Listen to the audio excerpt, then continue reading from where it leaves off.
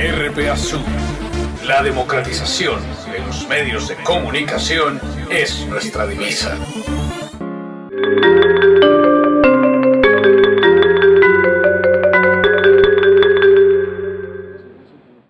¿Cómo ven ustedes en la práctica física un cese al fuego bilateral? ¿Cómo se hace eso? ¿Qué pasa con los frentes de las FARC? ¿Dónde se ubican? ¿Quedan en sus regiones o guardan su movilidad territorial? No sé cuál de los... Es precisamente de eso que viene a hablar esa comisión. ¿Cómo se hace eso? Lo fundamental es que en el tema de los ceses bilaterales al fuego siempre debe primar la voluntad política. Si hay voluntad política para acordarlos, los inconvenientes pueden ser menores, aunque es un tema complejo, porque hay que entender toda la complejidad del despliegue militar que hay en Colombia. Colombia es un país absolutamente militarizado. Y dentro de esa inmensa militarización que hay, también hay un despliegue muy grande de parte de la guerrilla. O sea, prácticamente nosotros estamos entreverados en toda la geografía colombiana. Eso hace que acordar un cese al fuego no sea materia fácil, ya que unidades nuestras se encuentran muy cercanas a unidades del ejército, y por eso digo yo que es muy importante la voluntad política. Pero lo que pasa es que las actividades de las FARC no se dirigen únicamente contra los militares en el territorio nacional, sino que pues, en los últimos tiempos, por ejemplo, ustedes están empezando a hacer derribos de torres eléctricas, de derramamientos de petróleo en los ríos, cosas que afectan directamente a la población civil, no únicamente a los militares. Y por supuesto, claro, el secuestro. ¿Cuál secuestro? Un momentico. No hay secuestros desde que las FARC dijo separa la práctica de retenciones con fines económicos. Si a eso se refiere, tampoco hay en este momento en poder de la FARC ni militares ni policías capturados en combate. Eso tenemos que dejarlo claro, Antonio, porque es la verdad. Nosotros hemos cumplido estrictamente la directriz del Secretariado Nacional de la FARC en ese sentido.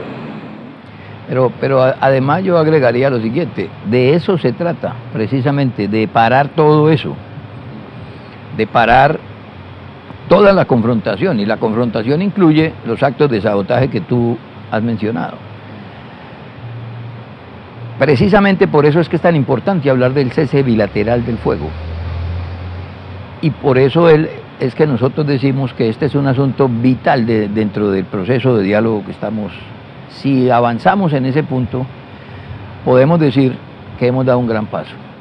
¿Ustedes consideran que esta aceptación del gobierno o semi-aceptación por el hecho de mandar una subcomisión es un triunfo político de las FARC, es un triunfo político, es un paso adelante? Yo digo que es un triunfo político del país que anhela la paz para Colombia. Aquí en este asunto del cese al fuego, los mayores beneficiados van a ser los colombianos y el mismo proceso de paz. Yo digo que es decir, pongamos las cosas en su justa dimensión. Esto no es el cese al fuego. Estamos hablando de que vamos a iniciar una discusión sobre ese tema, que de antemano hemos dicho es un tema complejo y es un tema difícil, para el cual se requiere una enorme capacidad y una enorme voluntad política de las partes. Nosotros hemos manifestado tener toda la disposición no para decir ya vamos a pactar el cese al fuego, sino para entrar en la discusión de ese tema. Y vemos en la decisión del gobierno de haber integrado esta comisión también un paso importante, una decisión importante. Oiga, que apunta en esa dirección. Y digo que nosotros lo asumamos como un mandato de la ciudadanía, que últimamente está reclamando como necesario un desescalamiento de la guerra, un desescalamiento del conflicto. Y nosotros diríamos que la mejor manera de empezar esto, Antonio, es un desescalamiento del lenguaje, de ese lenguaje guerrerista.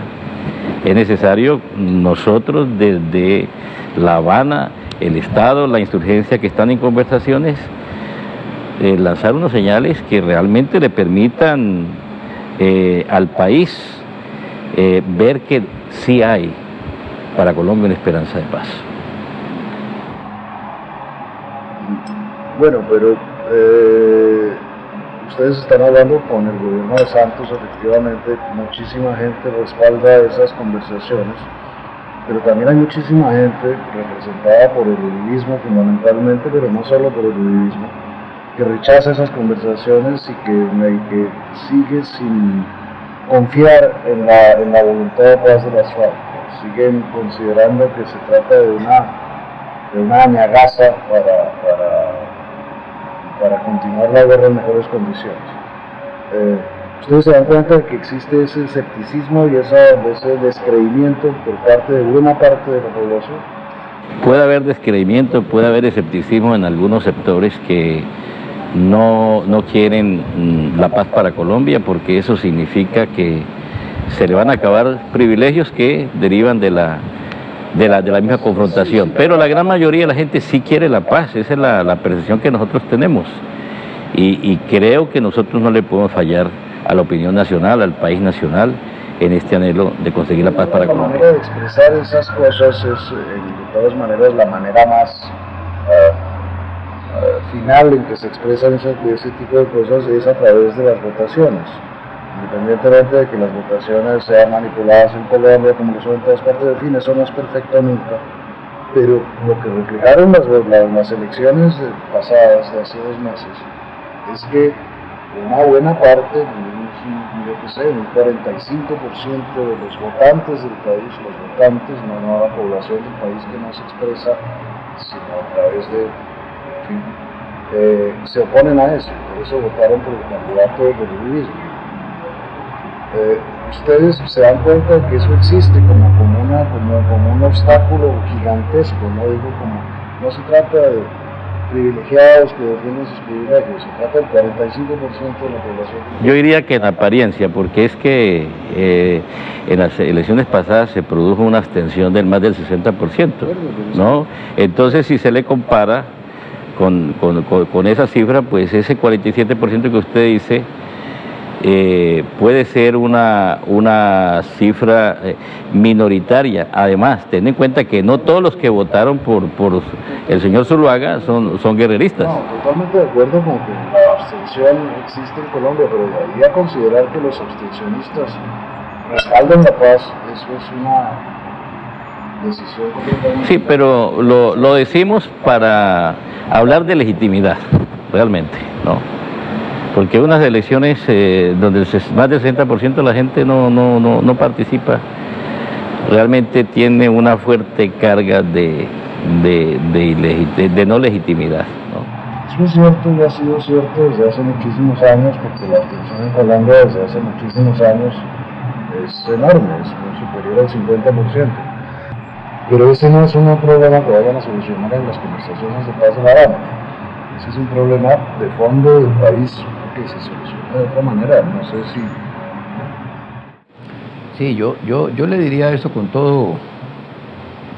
todo realismo, dijéramos, hay que aceptar que hay un sector de la sociedad colombiana, representado en lo que usted está diciendo, que puede tener descreimiento, dijéramos, y otros, pero eso habría que diseccionarlo. Hay unos de esos que usted llama que no están en favor de un proceso de paz, hay unos que tienen marcados intereses porque se favorecen con la guerra, que no serán todos esos 7 millones, pero sí hay un sector ahí. Por ejemplo, personas que con dineros de los parafiscales que pertenecen al Estado han creado fundaciones privadas prácticamente para hacerse... A esa persona les conviene que la guerra no se acaba, que la guerra no se acabe. A otros sectores hay otros personajes a los cuales la guerra les conviene porque se nutren de ella, porque ganan dinero. Hay otros a los cuales no les conviene que haya paz, porque en un país en paz los procesos que avanzan contra ellos pudieran tener mayor desarrollo, y en cambio manteniendo una situación de guerra pueden seguir en la impunidad. Es que utilizan, Pablo, la guerra como un escudo. O sea, fíjese que también hay varios como elementos un escudo ahí, para ¿no? sus preocupaciones. Eso no es homogéneo, jurídicas, ¿no? Sí, eso no es homogéneo. Y en eso está Uribe, ¿no? Uribe quiere la guerra para utilizarla como un escudo. Ahora, y hay otros sectores que francamente están engañados. Seguridad jurídica para sí. Ahora, hay otros sectores que... Tenemos que interrumpir un minuto y seguimos con eso dentro de 2 minutos. Sí, porque es que en realidad es así. Es decir, eso hay que diseccionarlo, porque eso no es así como... No, pero justamente ahorita continuaremos en 2 minutos.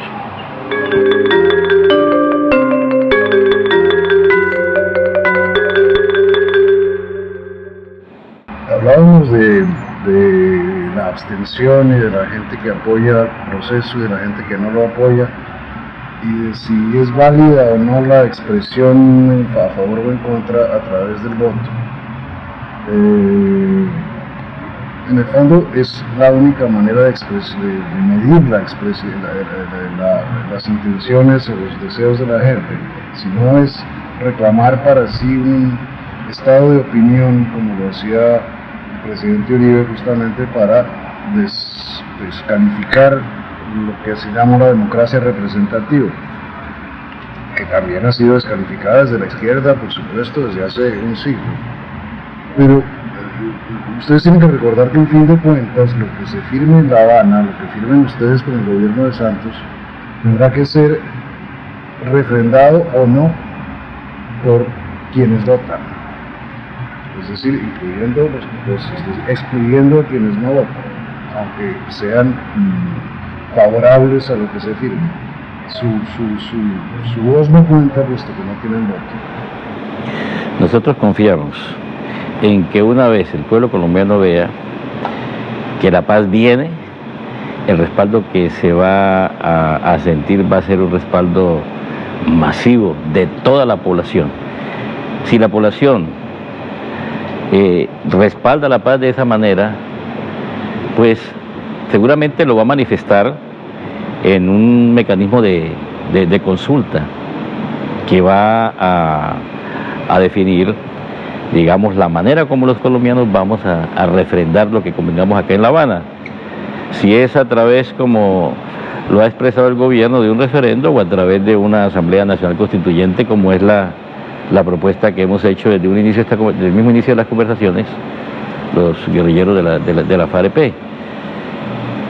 Si hay inminencia de paz, estamos seguros que todos los colombianos van a apoyar sin reservas esta posibilidad, porque no van a dejar escapar este momento en que podamos tener por primera vez una reconciliación que nos ha sido esquiva.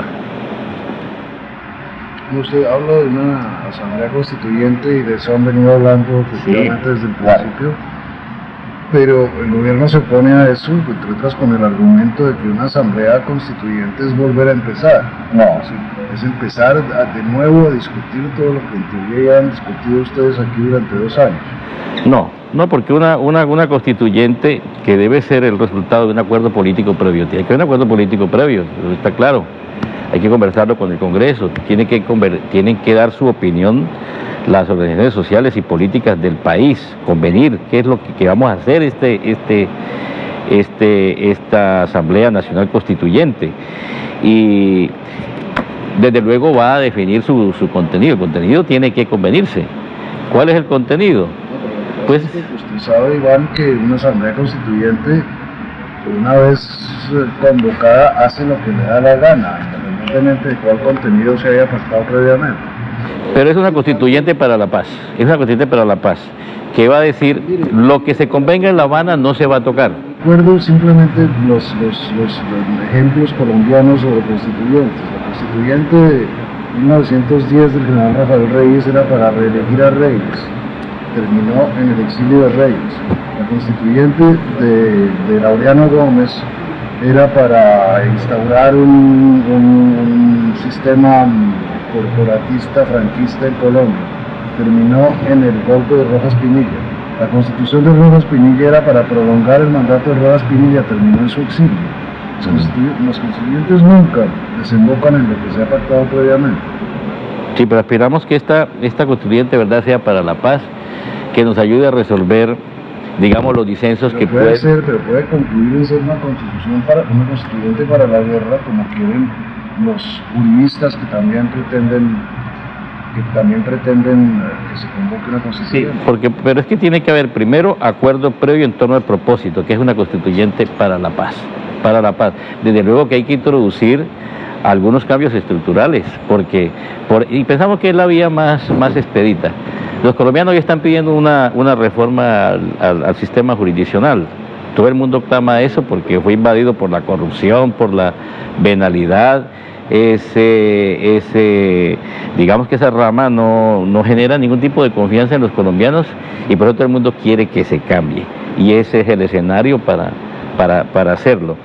Tampoco nadie confía en el sistema electoral colombiano, lleno de fraude, de vicios que todos conocemos, como el clientelismo.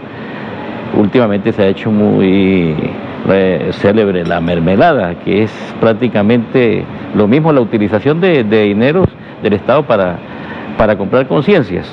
Esas son cosas que no se pueden seguir presentando en Colombia. El fraude con esto de que los muertos pueden votar, eso hay que cambiarlo. Ese asunto lo hemos convenido ya en la mesa de La Habana. Hay un acuerdo que se refiere a eso. Y también tenemos que hablar de la expansión de la democracia, porque aquí hay que realmente darle posibilidades a la participación ciudadana, que es lo fundamental que nosotros aspiramos en este terreno. Sí. Una constituyente trata de todo. Sí, pero fíjese que no se sale del marco del Acuerdo General de La Habana, que habla de las reformas y los ajustes institucionales necesarios para hacer frente a los retos de la construcción de la paz. Esos son los retos para la construcción de la paz, y tenemos necesariamente que abordarlos. Hay que hablar de este tema. Ahora, nos dicen que temas, por ejemplo, y este es un tema polémico, como el de las Fuerzas Armadas, no se puede tocar. ¿Cómo no se va a poder tocar el tema de las Fuerzas Armadas? Si lo que nosotros queremos es que, cuando se habla, por ejemplo, de dejación de armas, nosotros decimos que se tiene que operar también una desmilitarización del Estado y de la sociedad. El ejército en una situación de paz tiene que tener otra mentalidad, y nosotros pensamos que sería el momento para que el Estado piense, el ejército piense, o el Estado piense en regresar al ejército su función original, su función natural, que es la protección de las fronteras patrias, la protección de los mares, la protección aérea del país, y para lo cual se tiene que modernizar para defender al país de alguna amenaza externa. Es para eso que se constituyen los ejércitos, y dejar esas funciones solamente de policía, quienes tienen que hacerlo. ¿Eso cómo no se va a poder hablar?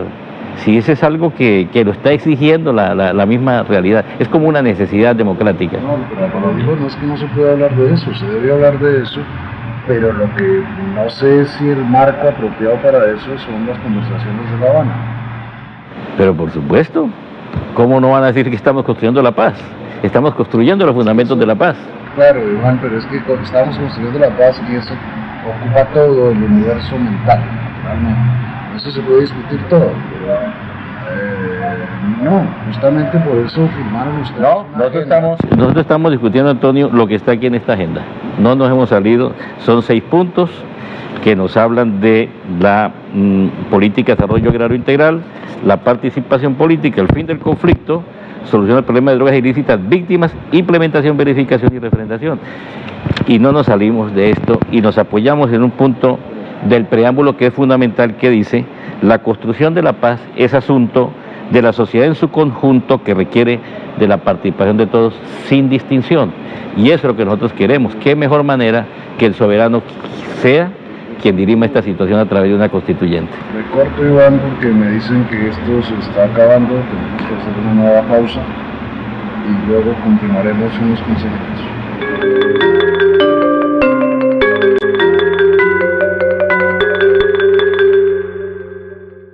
Pablo, usted quería intervenir.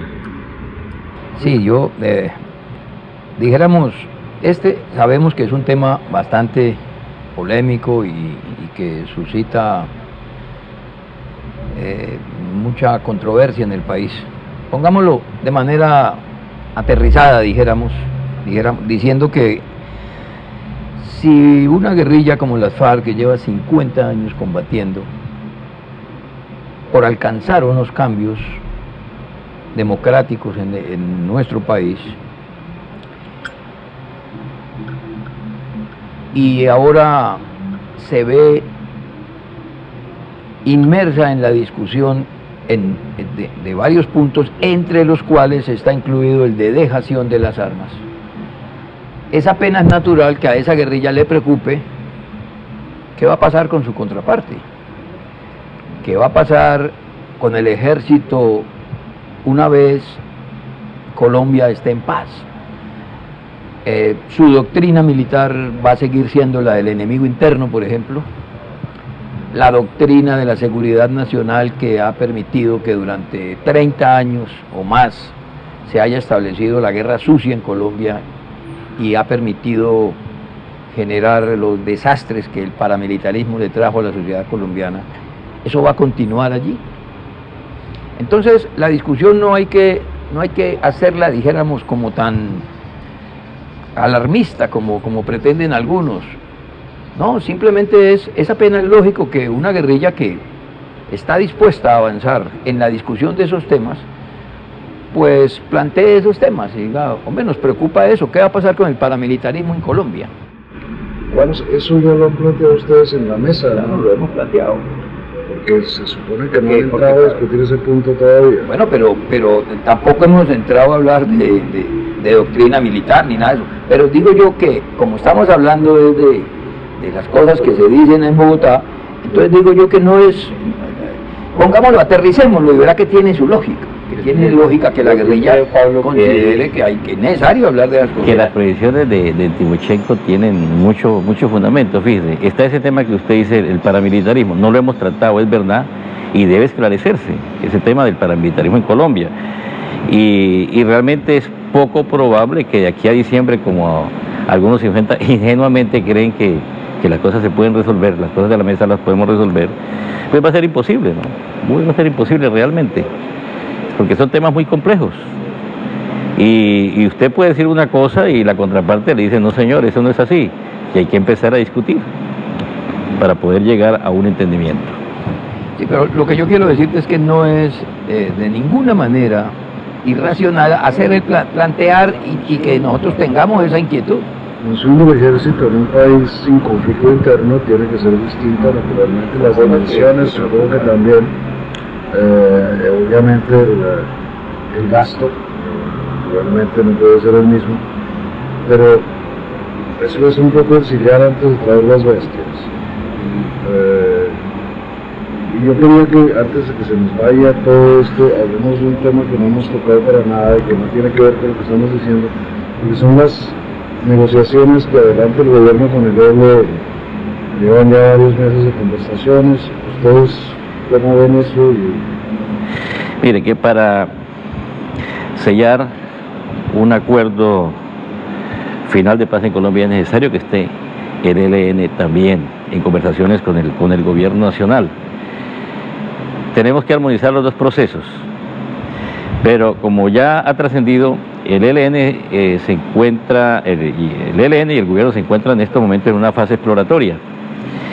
Es necesario, para poder armonizar los dos procesos, que el ELN pase de la etapa exploratoria confidencial a la fase pública, para que las dos organizaciones insurgentes podamos convenir cosas, ponernos de acuerdo porque hay muchos temas para discutir. Nosotros estamos absolutamente seguros que el ELN quiere participar de esta discusión sobre víctimas, y ojalá nosotros pudiéramos como hacerle un espacio para que gobierno y ELN puedan convenir una agenda que les permite sacar estos contactos secretos a una etapa pública, y eso cambia radicalmente las cosas. Y hay temas que se han quedado por ahí como salvedades, que nosotros consideramos esos temas pueden ser abordados conjuntamente. Ahí hay temas fundamentales como estos que hemos hablado, de los cambios estructurales. Seguramente el ELN tiene mucho que aportar. El ELN tiene una visión muy completa sobre explotación minero-energética, por ejemplo. Ahí está ese tema. ¿Ustedes han tenido contactos directos con el ELN sobre esto últimamente? Por supuesto, usted seguramente se ha enterado que los dos comandantes de FARC y ELN se han reunido y ya han emitido pronunciamientos conjuntos, ¿no? Entonces, obviamente, estos temas deben haberse tratado ya en ese plano, en ese nivel. Sí, yo creo que es muy importante que el ELN se incorpore al diálogo, dijéramos, con el gobierno, sea en una mesa donde sea, o que se busque de alguna manera su incorporación, por lo menos a la discusión de este punto, en el cual ellos han manifestado tener muchas cosas que decir y tener mucho interés también en abordarlo. Un temor que tiene mucha gente, o una sospecha que tiene mucha gente, es la de que si se llega a un acuerdo en La Habana, habrá sectores de las FARC, frentes de las FARC, que no quieran aceptarlo y prefieran seguir echando tiros, digámoslo así. Le pongo como el ejemplo, eso sucedió una vez con el ELN justamente hace 30 años, cuando aquel grupo de replanteamiento replanteó justamente, y hubo sectores del ELN que dijeron que por ningún motivo, que no había, ustedes tienen el control absoluto de sus frentes, de los milicianos en las ciudades, es decir, no sabemos realmente los colombianos cuál es la disciplina interna de las FARC. A ver, yo creo que en las FARC hay una estructura, dijéramos, tanto militar, vertical, pero también democrática, dijéramos. Es decir, las decisiones que se toman, sobre todo de ese carácter ya definitivo, o las decisiones programáticas que se tomen en la organización, pasan por una larga discusión que va de la base hacia arriba hasta que llega a lo que quiere decir de que los acuerdos a que se puedan llegar en la mesa de La Habana serán, en primer lugar, consultados con nuestras bases y ellos deberán aprobarlos. Habrá una larga discusión, y se está haciendo además una larga discusión en los frentes, en los bloques. Pero a la hora de tomar las decisiones, habrá que pensar en la convocatoria de la máxima autoridad que hay en las FARC, que es la Asamblea Nacional de Guerrilleros, o sea, la Conferencia Nacional de Guerrilleros. Y una Asamblea Nacional de Guerrilleros es la que tiene que ratificar también estos acuerdos. O sea, desde ese punto de vista no existe ese peligro. No, pero para reunir una Asamblea Nacional, para eso se necesita el cese al fuego bilateral. Exactamente. Claro, por eso estamos hablando de que hay necesariamente que pactar un cese al fuego bilateral para poder hacer ese tipo de discusiones. Pero yo creo, frente a esa preocupación, que considero es una producción mediática, está orientada a justificar lo que está diciendo ahora el señor ministro de Defensa con relación a que es necesario fortalecer el pie de fuerza, las fuerzas militares, cuando estamos marchando es hacia la paz. Nadie entendería ese discurso, ¿no es cierto? Que si estamos marchando hacia la paz, él esté hablando que para el posconflicto va a armarse, Colombia se armar hasta los dientes. ¿Para qué? Si ya no hay un conflicto interno. Entonces me parece que eso tiene su relación ahí. Lo que está planteando el ministro con esta, no sé, idea mediática que anda por ahí circulando. Pero a mí me parece que también hay mucha gente que tiene mucha imaginación. Eso es como una ilusión. Fíjese que hace poco han intentado, yo pienso realmente que el origen es de inteligencia militar, que el bloque oriental dice que no está de acuerdo con lo que estamos en La Habana. Eso es mentira. Entonces yo creo que eso no es bueno por promoverlo. Antes dijeron que el bloque sur y aquí están los comandantes del bloque sur. Pero usted habla de invención mediática. Sí. Es que ustedes, eso ya lo había hablado con Pablo Ferratundo, ustedes parecen creer que los medios en Colombia son un bloque homogéneo y unánime y que además sigue las orientaciones del ministro de Defensa. No, nosotros hablamos de la gran prensa. Oiga, y nos hemos olvidado, Antonio, de hablar de una víctima que es una víctima muy, pero muy importante, que es la verdad. ¿Ah? ¿Quién va a responder por eso? Sí es los señores de la gran guerra. prensa. No, por eso es que nosotros queremos que se esclarezca. Pero yo le diría verdad. esto, Antonio, reforzando el argumento que le di ahora. Es que hoy, precisamente hoy, acaba de conocer el país las declaraciones del famoso, o no famoso, del hacker, el llamado hacker Sepúlveda. Y él corrobora lo que hemos venido diciendo. Él corrobora de que hay organismos de ultraderecha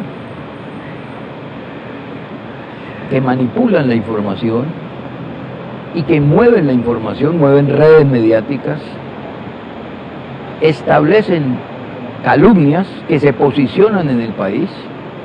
Eso está claro en la entrevista que hoy le hicieron al hacker, como en la campaña pasada el Centro Democrático se convirtió en el Estado Mayor de un gran centro de conspiración, dijéramos, contra la democracia en Colombia, contra el gobierno colombiano, contra el proceso de paz que se adelanta en La Habana. Incluso se está hablando, y lo dijo él, de que si se llega a unos acuerdos en La Habana, habrá quienes se alzan en armas contra eso. O sea, ¿de qué estamos hablando? Entonces sí hay una manipulación, sí hay... Sin duda hay una manipulación hay siempre, la verdad es siempre la víctima en todas las guerras. Eso da para varias conversaciones de índole filosófico. Así es. Pero se nos acaba el tiempo, se nos acabó el tiempo. Sí, bueno. Pero en el caso del hacker, Antonio, ojalá esto dé pie para que la Fiscalía actúe. Vamos a ver qué hace la Fiscalía. Yo no soy fiscal, así como no soy una gran prensa tampoco. Así es. Yo soy una prensa chiquita, diga. Muchísimas gracias a ustedes dos. Sí. Y espero que volvamos a reunirnos en La Habana pronto también para seguir discutiendo estos temas. Por acá lo esperamos con mucho gusto. Bueno, muchas gracias, Antonio.